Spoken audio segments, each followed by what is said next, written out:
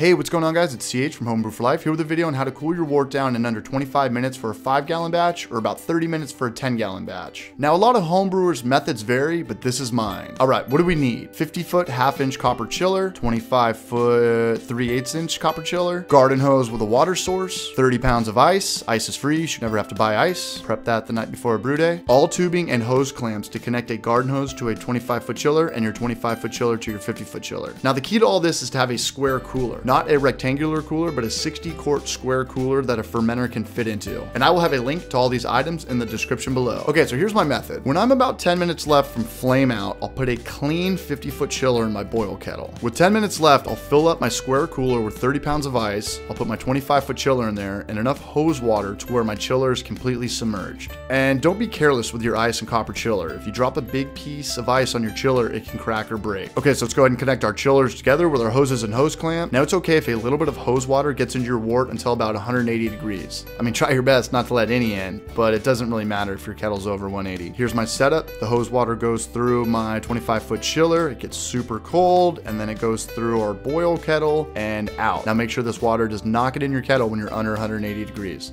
Now just wait 15 to 20 minutes. Your wort should go from boiling to about 90 degrees. Once your wort is at about 90, transfer it into a carboy, cork it with a sanitized bung and airlock. So this is where the cooler trick comes in. Take your fermenter and put it in the cooler. The cooler water should be about 45 to 50 degrees. After it rests here for about another 5 to 10 minutes, go ahead and pitch your yeast. Your wort should be about 75 to 80 degrees at this point. Maybe let it sit in here for another minute or two. Then go ahead and store your carboy in a dark area where your room temperature ranges from 68 to 73 in Fahrenheit. All right, guys, that's my method to cool my wort down. I'd like to hear your method. If you guys have any questions or comments, please post them in the comment section below. And if you guys want to check out our Northeast IPA clone recipe, click here, and our craft beer meatballs with order video right here. Thanks again for watching, guys. Cheers to eating good and drinking good.